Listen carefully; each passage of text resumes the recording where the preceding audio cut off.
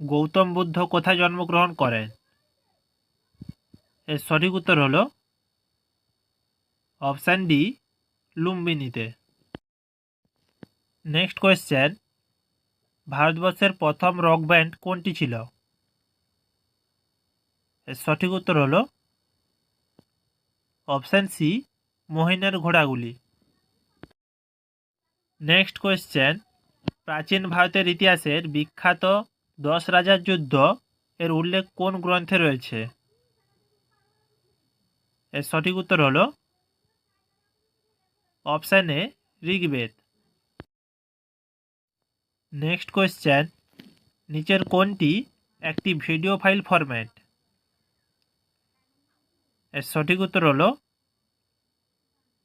Option C, MP4। Next question, নিচের কে আজাদ হিন্দ ফৌজের সদস্য ছিলেন? এর সঠিক উত্তর হলো